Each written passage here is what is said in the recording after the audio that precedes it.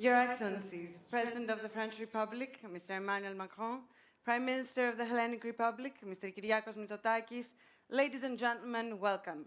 My name is Iliana Magra, and on behalf of Kathimerini, it is my great pleasure to welcome you to tonight's very special event and to say, Monsieur le Président, bienvenue à Athènes, kalos ήρθατε.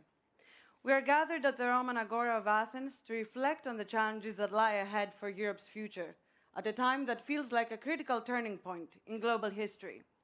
What role will Europe play in the chapters to come? In ancient Greece and later during the Renaissance in France, dialogue was not merely a form of communication, but a cornerstone of democratic public life. Today, as democracy itself is being tested, such dialogue is more essential than ever. It is therefore an honor to introduce the speakers of this evening's discussion, the leaders of two countries that have helped shape Europe's past and that continue to play a central role in its future. Mr. President, Mr. Prime Minister, I would like to invite you to the stage for a conversation that will be moderated by the Executive Editor of Kathimerini, Mr. Alexis Papahelas. Thank you.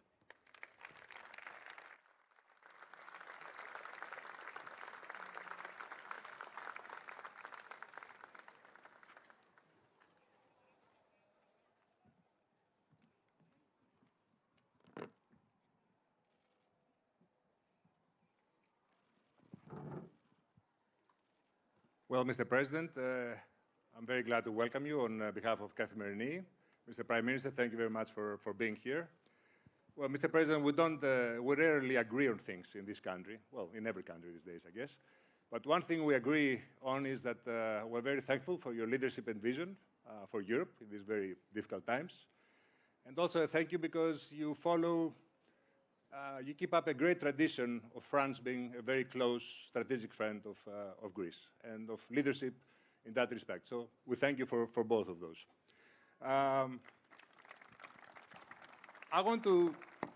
There's a lot of doom and gloom, as you know, about Europe.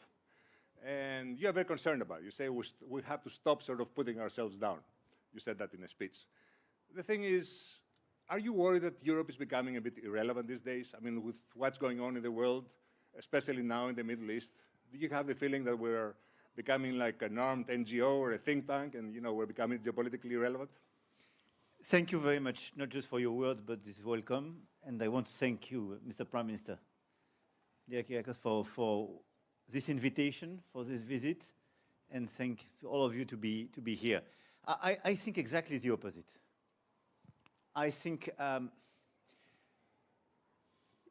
this very moment could be the European moment, and for several reasons. Number one, everybody in this world have a clear view that this is a world of disorder. Second, everybody sees that the number one power, the US, could be an ally for certain countries, but this ally is not so much certain. And nobody is totally sure if this ally is reliable. And third, we were used to live in an international order, and this international order is jeopardized by the two big powers. And what is the European Union?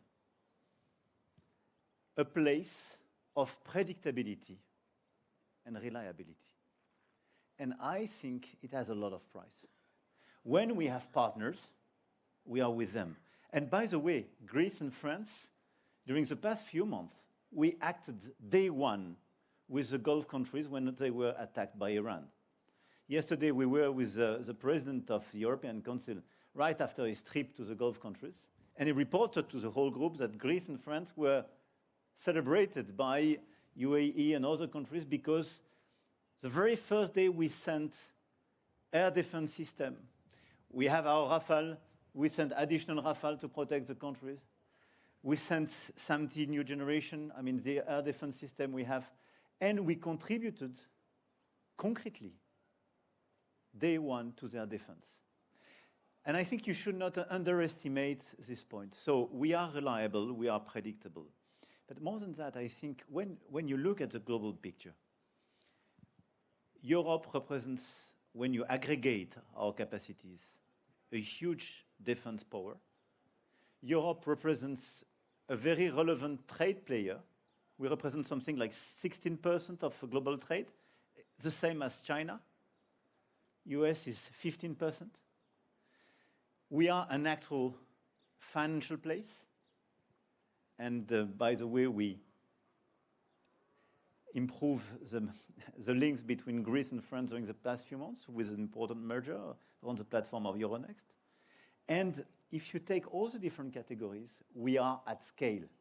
The issue for us is to become an actual power, meaning to use our weight in the global order to be respected much more than we are today, and to contribute to actual solutions, and to be a trade power, not just to negotiate trade agreements, but clearly to impose reciprocity to the others, to impose European preference, we will probably revert on that, to protect our industry, and to be seen as, on the long run, a credible partner. But let me tell you that the moment where we are is a moment for the European Union and for the Europeans, because we are seen as respecting international law, being reliable, being predictable, and people are looking at the real weight we have. Thank you, Mr. President. Mr. Prime Minister, do you agree with this? And I have a follow-up question, which is, in order to be a great power, you have to have a strong economy. When you look at the numbers, there's a lot of concern in terms of GDP, investment, technology, and all this between the US and Europe. Is Europe doing enough to catch up? Well, first of all, thank you for this invitation, Mr. Papahelas, and thank you, Emmanuel, for accepting to have this debate in this very, very unique location. And I think this debate and your question is particularly relevant at a time when, indeed, there is concern about the ability of the European Union to react to the changing sort of geopolitical tectonic plates. But I would agree with the President that this challenge also presents a unique opportunity for Europe, and we should not forget that Europe was forged through a series of crises. The progress of the European Union was never linear. You had periods of rapid change, and then you had periods where not much happened. And I do believe that this is a time when it is really an opportunity for us to step up on two fronts. The first one is put more substance to this concept of strategic autonomy. I would argue that France and Greece have been at the forefront of this discussion. And when you look at the defense agreement that was signed in 2021, it was essentially the first clear demonstration of what we mean by cooperating at scale. It was just the two of us at the time, and of course we will renew this agreement tomorrow. But I think there's a greater understanding that we need to take more ownership when it comes to defense. That means spending more, but also being smarter in terms of how we spend, achieving scale, while at the same time also encouraging our defense startup ecosystem to really flourish at a time when the theater of war is completely changing. And of course, the second challenge is strengthen our competitiveness. The Draghi report, which was read by all of us and applauded by all of us, I think presents a pretty accurate diagnosis of the problems, but also the opportunities that we have as a united continent. We're a big market, we're a big trade power. We can do much more at scale, but we need to address issues related to the single market. We need to address issues related to energy. We have a completely fragmented energy market. We need to be much more competitive when it comes to energy. We need to move from words to actions when it comes to the Savings and Investments Union, mobilize private capital in order to invest in our economy. And I would argue that at the European Council there is a general understanding that these are accepted principles. So now we need to move from agreeing to what we need to do to actually implementing these policies. And I think that the next years are really going to be make or break for Europe. And we had a discussion already today regarding the new budget. How much money can we actually commit to these ambitious goals? I think we will have a difficult discussion to convince maybe our more conservative, fiscally conservative friends in the European Union that we need to also mobilize European resources, not just national resources, to implement these goals. But let me conclude my first remarks by saying that We had a similar discussion back in 2020 when many countries, remember Angela Merkel, was against the next generation EU until she changed her mind. And she realized that this is really the time to mobilize European resources to address these challenges. So I think we have our work cut out for us over the next months. But I remain quite optimistic that at this inflection point, Europe has a much more important role to play, and this is something which is understood both by the European Council. I think it's also understood by the European Parliament. It is understood by the Commission. But of course, Europe does not always move at the speeds that many people expect. But when it does move, it can move big. Now, one of the criticisms I keep hearing is that Europe has become the super regulator of the world. Is this super regulation a way to defend European sovereignty? Or is this also a method, by which basically you strangle innovation in this continent? And can you strike a balance? This is exactly our challenge. I really believe that we over-regulated some sectors. And as Kyriakos just said, it's clear that we have a challenge, and in fact, it's scale, speed, and simplification. Scale, we have clearly to deepen the single market, because this is our strength. Speed, we are clearly too slow. And simplification, we have to kill all the hurdles we have, and sometimes we create. So it's clear that we over-regulated some sectors. We still have too many national regulations, and we have to improve that. And this is exactly one of the main conclusions of the Draghi report and the Letta report, and what we urged the Commission to put in place last year. And you have all this omnibus package. And by the way, a lot of us are doing exactly the same exercise at the national scale. But it's not sufficient, because you have as well smart regulation. And let me insist on that as well. We need regulation sometimes to preserve our own industry and our own capacity to produce. China and US, they do have regulation, but this regulation favors the national players. Most of the time, our regulation is a burden on the European players, and we are too naive and too open on the non-European one. This is why one of the challenges we have is to preserve the level playing field. So each time we put in place a regulation, we have to make sure that those who export towards Europe are submitted to the same regulations. It's not often the case. Mirror clause. But at the same time, we have to make sure that we preserve the interests of our players. And this is why we do advocate this concept of European preference. Because today, we are clearly attacked. One of the main challenges, if we want to deliver this agenda, is to be lucid on the current context. One of the main challenges of the European industry today, and in order to deliver this sovereignty agenda or this strategic autonomy, is about China. China has today overcapacities, is over-subsidizing a lot of sectors, and is literally killing a large part of the European industry. And we are clearly too slow to see that. But look at the automotive industry and the machine tool sectors. You are clearly a landslide approach of the Chinese. Last year, they destroyed literally 250,000 jobs in Germany. We are less impacted, by the way, because we disindustrialized in these sectors a decade ago. But we have to react to that. And the only way to react to that is to put regulation in order to protect these key sectors. The other regulation, but perhaps we will revert on that, is as well to protect our democracy. What we want to do on children and teenagers regarding the social platforms, what we want to do in order to regulate the social network. Is European preference an answer to that, to the competition with China? Definitely. Safeguard clause, European preference. You have to restore the level playing field. You need a fair competition. Each time the competition is unfair, you have to protect your economy. And protection is not protectionism. I'm a strong believer in free trade. But the current world order, when you look at trade, is no more about free trade. On one side, you have overcapacities and over-subsidies in China. On the other side, you have tariffs from the US. If we are in the middle, the only one to be naive and totally open and not to protect our industry, no chance to preserve it.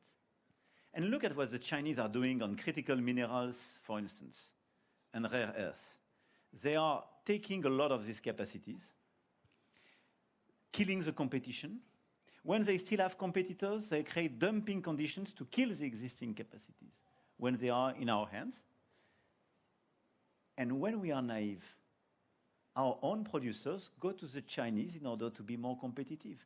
If you don't have a European preference, a minimum percentage of European components, it's impossible to preserve our strategic autonomy.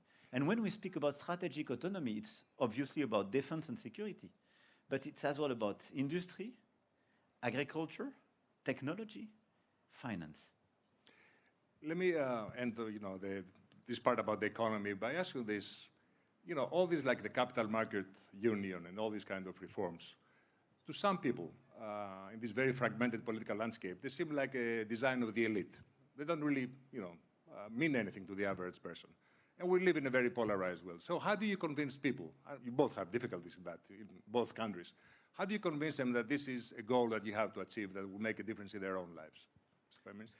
Well, first of all, let me just build up on what Emmanuel said in terms of regulation, because it's also an indirect answer to what you just asked me.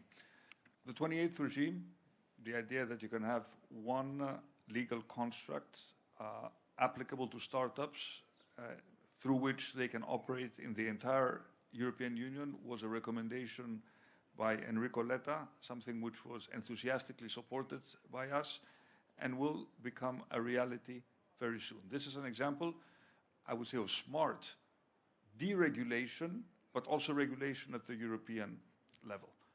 I've been a big proponent of picking our regulatory battles smartly vis-à-vis the US. And I absolutely agree with Emmanuel, two areas of great focus. The first is the protection of children and teenagers from social media and from addictive scrolling. I expect that the momentum that has been built at the national level will also be transposed to the European level very soon. I think we need to send a very clear signal also to the big tech companies that there are certain things which are off limits, that they cannot make money from capturing our children's attention, because we know this is detrimental to their mental health. And the second battle, which we will fight, is preserving the public space. When people debated in Asian Athens, even then you had fake news. You had rumors, you had to manage the challenges of populism. But what is happening now is clearly getting out of control. So having proper rules in terms of the public sphere, even in terms of anonymity, addressing the problem of artificial intelligence and the deep fakes which are already present in our debate, this is going to be a big challenge for all of us, especially those of us who will have elections in the upcoming future. Now, coming to your question, I think that we need to be aware and lucid in terms of what the people are telling us is their main concern. If their main concern is affordability, which it is, the high level of prices, we need to frame our debate through that lens. And we need to explain to people that by improving competitiveness, this means better paying jobs. This would mean that free trade means lower prices, that having a functioning market will promote European well-being to the point where we can continue to finance our unique European welfare state.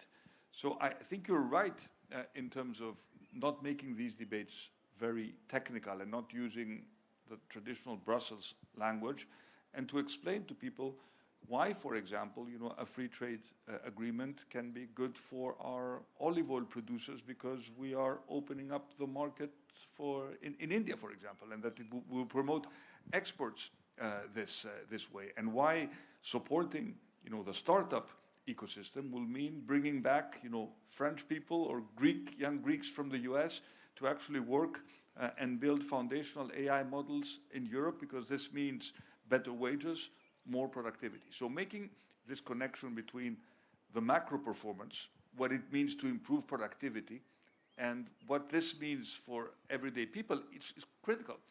We've discussed this at the Council. When we talk about productivity, it doesn't mean anything.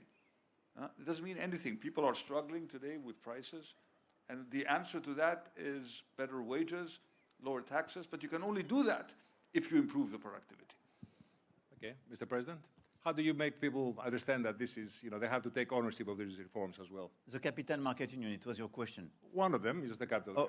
We can take this one. It seems to be super technical, but we tried to deliver during a decade, and it's not yet finished, a banking union, and now we launch this capital market union. We are fully aligned, and I think it's super important. Why? As Europeans, we have more savings than the Americans. This is true. But these savings, because of our regulation and the lack of integration of these capital market unions, goes to the financing of our bond market. So it finances the debt of the states and governments or our corporates. Or it goes to the US to finance the US innovation because they do have a powerhouse and a good capital market. Having a strong capital market as Europeans means having the capacity to put our savings at the right place to finance innovation and activity creation. This is what we have to explain.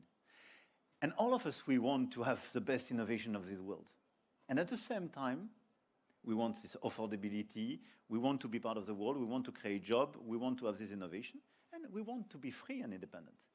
If you get all these innovations by buying products made on the other side of the world because they had the capacity to invest in this innovation, you are losing something.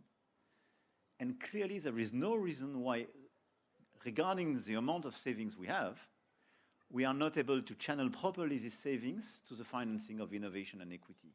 This is exactly what is at stake with the Capital Market Union. In order to do so, we have to simplify our regulation in order to build an actual European player, or a series of actual European players, but kill all the barriers and build a real European player. This is the only way, plus simplification, once again, of some regulation in order to allow these savings to be invested in innovation, in equity, and taking risks. We have half an hour to cover a lot of issues. And then inevitably, we're coming to Trump at some point. You knew this was going to happen, I guess. Trump says that Europe is spoiled and that basically Europe has outsourced its defense to the US after the war. And the truth is, in Hormuz, we can see that Europe cannot undertake a mission by itself during war circumstances.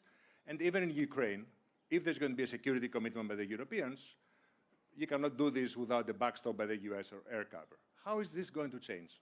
First, we should not underestimate that this is a unique moment where a US president, a Russian president, a Chinese president are dead against the Europeans.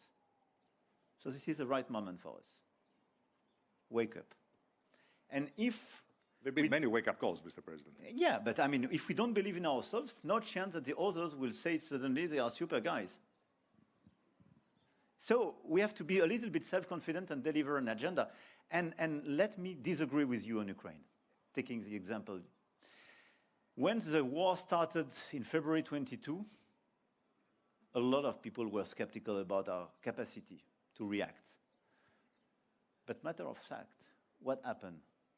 Day one, we took sanctions on Russia, unanimity. We are taking the 20th package. And the Russian economy is suffering from that. Don't believe the fake news. They are suffering. Day one, we expressed our clear solidarity to Ukraine in a clear framework. We don't want to be part of this war directly because this is dealing with a nuclear country close to our borders, but we will contribute and help the Ukrainians in their resistance war. And we did it. And we are number one investor by far as Europeans. Ukraine is resisting very well, much better than a lot of people thought. And the same, we are doubting about the capacity of the Europeans, were those saying 6 months ago, Ukraine will collapse during winter time. They took even some territory from the Russians during the past few weeks. So we took sanctions, we remain all together. We provided a lot of support to the Ukrainian on finance, on capacities in the different fields. And third, we built for the very first time this coalition of the willing. And let me tell you, my contribution to the coalition of the willing is not absolutely not contingent to the US support or any US backstop. But what you have to see is that this coalition of the willing we launched in February last year as a reaction to this famous moment in the Oval Office with President Zelensky was a clear signal we are ready to take our fair part of this burden and we want to decide for ourselves. And this coalition of the willing, we launched it with the UK. All the Europeans are contributors, but we have Canada with us. We have Australia, New Zealand, Japan. Not just the EU, because you have as well Norway and the UK. And it is a very powerful first creation where, as Europeans, we are framework nations in order to organize such a defense and security contribution. The US is welcome. It's super important if they provide the monitoring on the front line. It's very highly appreciated if they provide the backstop. But we already decided to do so. And what I decided for France to do is not contingent to the American involvement. But let me ask you both something. It's a mystery to me. Europe has Airbus. Airbus is a global success story. Why can't you work on a joint, fighter, next generation fighter? I know you're very frustrated by this. You've been trying very hard to have European, cooperation on this. Why is this happening? Is it national egos? Is it business interest? What's the reason behind all this delay and all this hesitation? Well, we're not building any fighters. We're just buying them. We just like to participate. But you're right. We just like to participate more in this At project. least you have the same boats, right? You have the same frigates. But this is a pretty good example of streamlining our purchases, getting better prices, having Greek shipyards contribute, and they can contribute more. I think it is a very, very good example of what we mean by streamlining standards and by obtaining economies of scale. You mentioned the example of Airbus, and I think it's a correct one. The problem is that our merger rules were simply looking at the single market. So we tried to prevent companies from becoming too big to take an advantage vis-à-vis other European players. This logic is completely outdated these days, in certain sectors at least. You remember there was a famous train merger that never happened because the European Commission at the time felt that it was a threat to the single market. But now we're competing with powerhouses, China, which is, as the president said, heavily subsidizing a series of sectors, and is expanding in high-end manufacturing.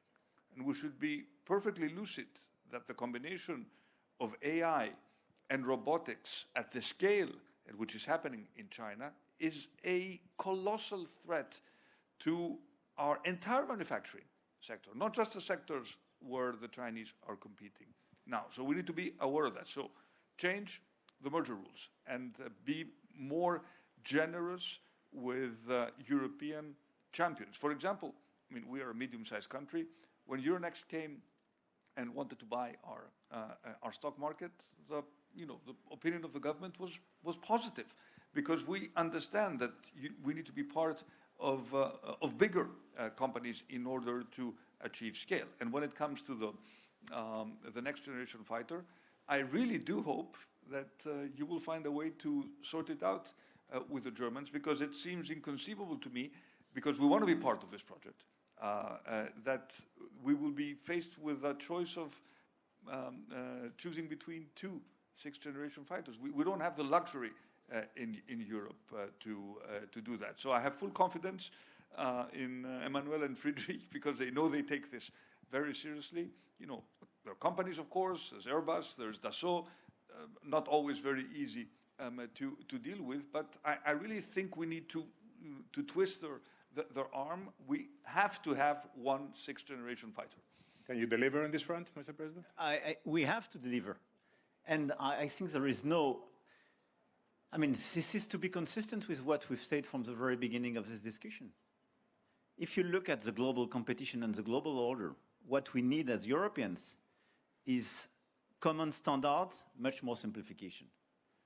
As long as we have 6 times, 7 times, 8 times more standards than the US, when you speak about missiles, fighter jets, and so on, there is no chance to be competitive in this world.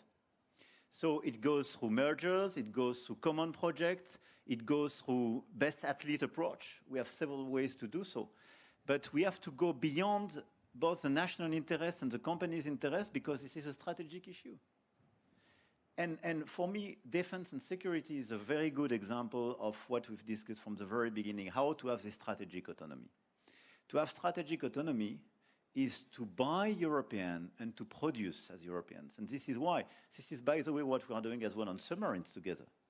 You decided to buy French submarines, and the Kimon is a great source of common pride, and we'll go tomorrow to this frigate together. But progressively, you will have more production on the Greek side, and this is as well a cooperation because it should be progressively a European production. And this is the way, as Europeans, to deal with this issue. A lot of countries didn't have a strong European industry. We cannot just ask them, stop buying Korean or Americans. We should say, you should buy European because this is the only way to be more independent. And the day we are disaligned with the Americans, for instance, you will make sure that you can still have your products, your arms, your munitions, your weapons. But you have to give them the fair share and to create as well industrial opportunities and upsides. And this is exactly what we are doing. And this is the main revolution, which is clearly on track as European scale, because we underestimate the fact that after the Second World War, defense and security was not an issue for the Europeans, or it was a forbidden topic for the Europeans. It was a national issue, and we were not supposed to cooperate at the scale of the European Union. And the big father was the US, and a big furnisher for a lot of countries. And what is changing progressively is the fact that we decide to have this common solidarity with common programs. So yes, we have to deliver.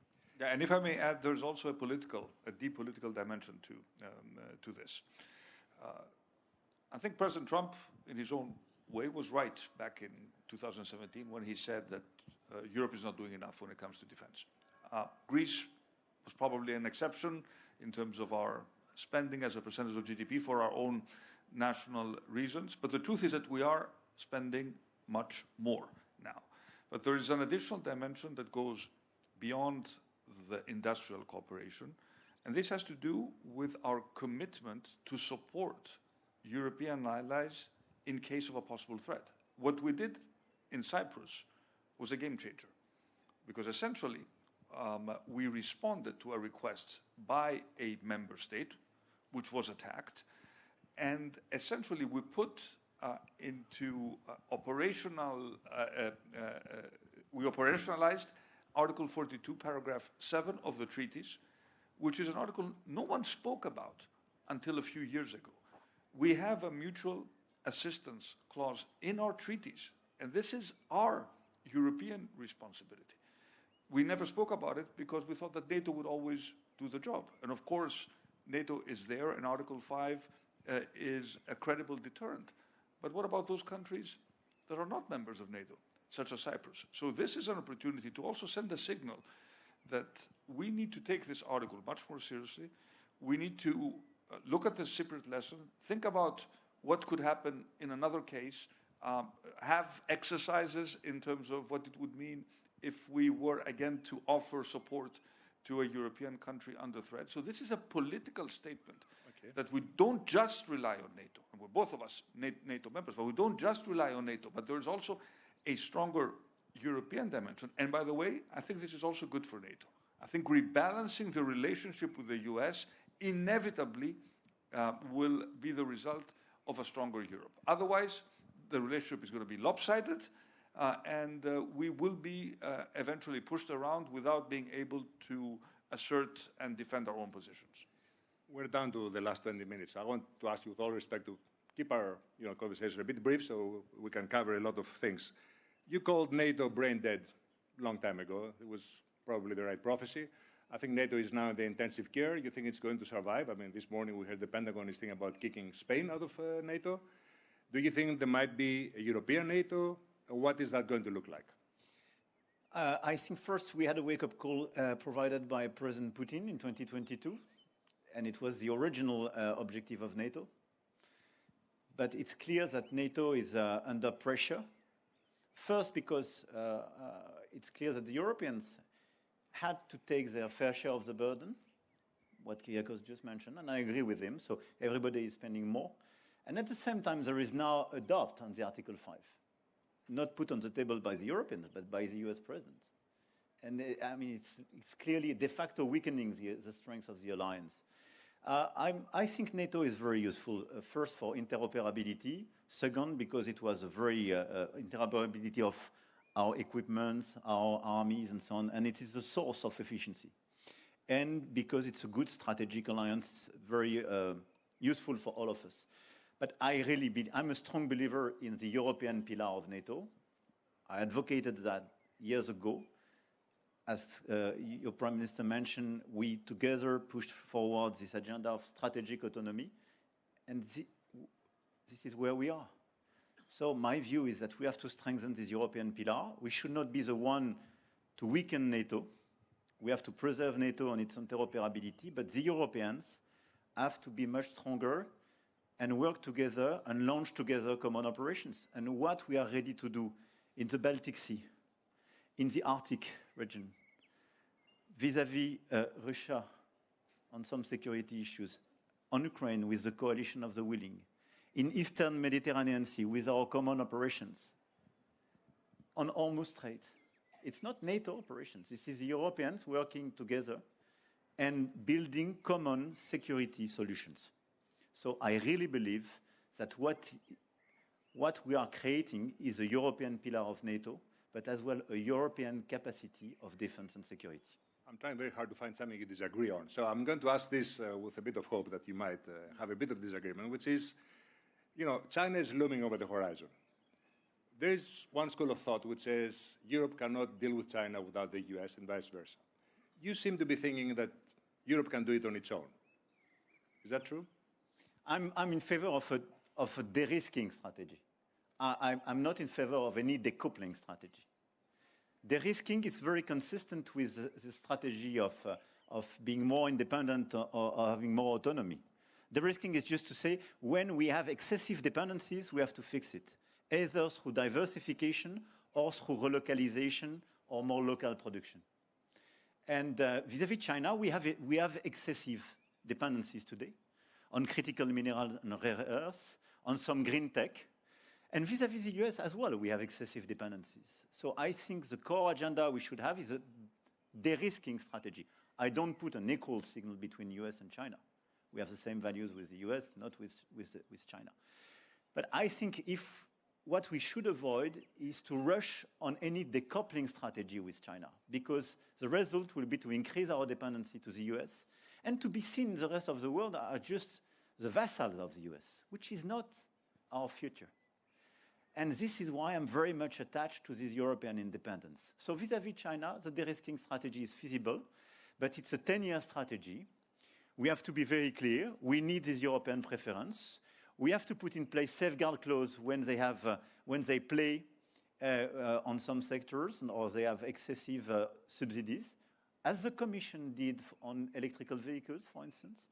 And we have to re-engage a new logic with China, which is to engage with them and to say, we don't believe in tariffs. We want to avoid the tariff with you because we think this is a bad answer.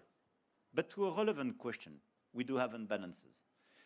But we need more tech transfer and probably more direct investment on critical sectors where we can elaborate together. So I think this rebalancing and this de-risking strategy is feasible as Europeans, remaining engaged with the Americans, but not as vassals to the US. And I don't believe in a decoupling strategy vis-à-vis China. Prime Minister? I'll take a slightly different Finally. approach. We've had this debate at the European Council numerous times, whether the current US administration is essentially a continuation of previous administrations which had already sent us, clear signals that they were putting American interests as the absolute first priority, or whether it is something rather unique that could possibly change in the future. I happen to believe that At the end of the day, values, historical bonds do matter, and history is important. And the fact that the transatlantic relationship has endured and has created essentially the post-World War II order, which has been to the benefit of both the US and Europe, has left, is certainly something that we cannot easily discard. And I also do believe that the threat from China in terms of its ability to take over at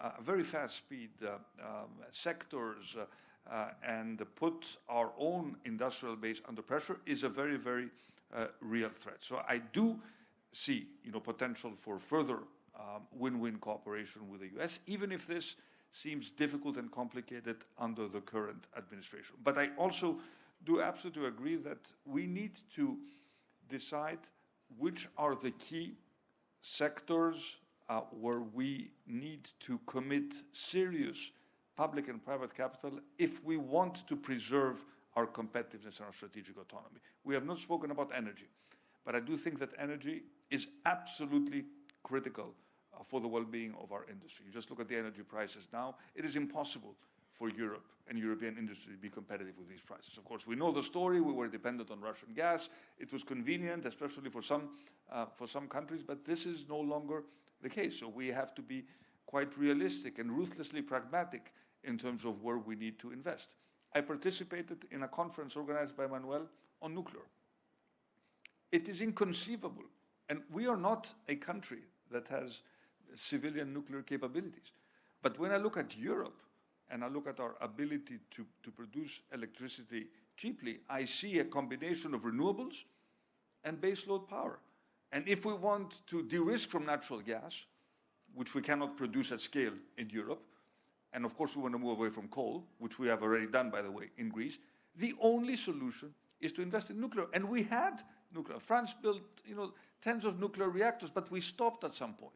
So these are the sort of choices that we need to make. And we need to place some big bets.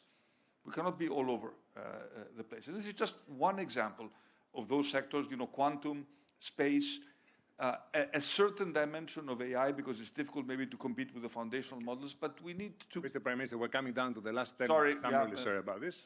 I'll stop. It's a big world out there, I know.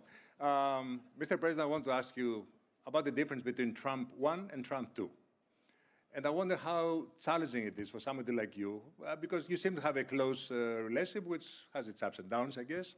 It's not so elegant moments, as you said from Korea. How difficult is that for you? I take the leaders people give to us. Yes. And this is a philosophy we have to adopt. And I know President Trump very well, and I know he's a character, de facto. But I think as Kyriakos just said, we have to be lucid on the US strategy. And it's not just President Trump's character or behavior. And the United States, I would say since now 15 years, decided number one issue is America, and America first. And I do respect that. And this is his main issue. He was elected to deliver for his main voters and American middle classes. Fair point. The second priority is China. And it started with President Obama, who said, I will be the first Pacific president. And it's quite consistent. And look at what happened during the former administration on Afghanistan or Inflation Reduction Act. I mean, it was not a pro-European approach. And this is not, sometimes President Trump is more explicit about the Europeans and could be more aggressive verbally. But their strategies just don't put the European interest at the center of their agenda. Okay, matter of fact. The point, I think we have to be, we are not here as leaders to make comments on tweets or behaviors. We are here to act and decide. And the unique strategy which makes sense for us, our countries and our continent is just to act, to accelerate, clearly to have more scale and speed, as I mentioned, in order to increase our independence. This is my obsession. So you think if a more predictable, let's put it that way, US president is elected next time around, it's not going to be back to business as usual. No, I don't think so. I think this is an historical trend. And I completely agree, by the way, with what Kyriakos said on the fact that we can engage with the US on some issues and still makes a lot of sense because of the common values and historical bonds. For instance, I do hope we will find a solution in the framework of our G7 on rare earths and critical minerals, because we have the same interest to de-risk ourselves from the Chinese over capacities and the fact that they have almost a monopoly on some rare earths. But I really believe that this US approach will last. And the main difference is probably during the first mandate, a lot of European countries were just looking at the Trump administration saying, okay, it will finish. So let's not change, we will resist. Now, a lot of colleagues are more lucid because after so many years, we say, okay, we have to react. We have to act as Europeans, to be more united, to defend ourselves, our own interests. And for me, this is the right direction. You agree with that? Or?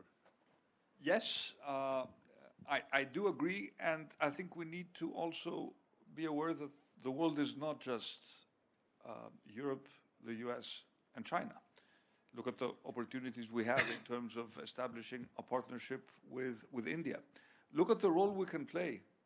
Emmanuel alluded to this in his introductory comments, in the Gulf, where we are seen now as credible partners at a time when these countries cannot trust the US in the same way that they did maybe 2 months ago. Potential to team up with countries such as Canada, Australia, the democracies of Southeast Asia. So there is a story there which does not leave us alone. It's just, Europe, the US, and China, but then forge these sorts of partnerships which are based on principles and interests, of course. It's based on free trade, on rule of law, on freedom of navigation. What a critical topic now, and so important for us as a leading maritime nation. So I think we have the opportunity to also look beyond what is happening within Europe and to establish new strong alliances, which will create a de facto more multipolar world with different poles of different strength. But this is an important dimension that we need to work on. Let me ask a Greek question because we only have, 4 minutes, and then I want to conclude with 2 general questions. I'll try to end on an optimistic note, the way you started. So I know you both love history, and I was reading the diaries of our former Prime Minister, now deceased, Konstantinos Karamanlis. And he said that in September 1975, he was having a meeting with Giscard d'Estaing in the Aegean on a boat. And he turned to him and said, we have a very visionist neighbor here in the Eastern Mediterranean. And he asked him very bluntly, what will France do if Greek sovereignty is challenged in the Aegean? So let me ask you the same question. We will be here. And I think when you look at what we did in 2021 during the summertime, and what we did together with Cyprus a few weeks ago, and for me, this is a definition of friendship. The famous alliance. You referred France-Greece alliance. This is it. The alliance and the friendship is a very simple thing.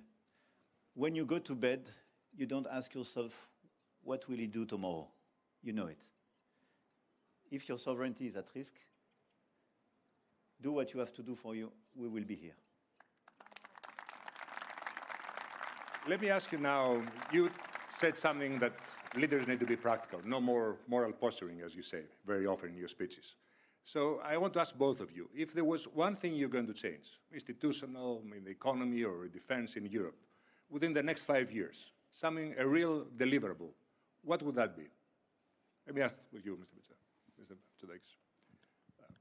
I would, again, focus, and it may seem trivial and mundane to come back to topics that we have discussed. The answers are all in the Draghi report. One thing, just one.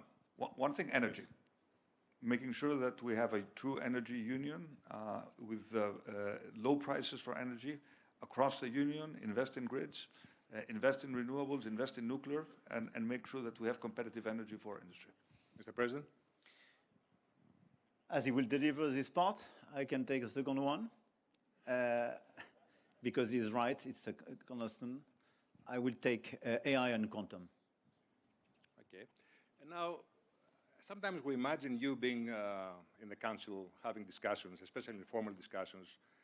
We're thinking that it might look like group therapy in these very challenging times.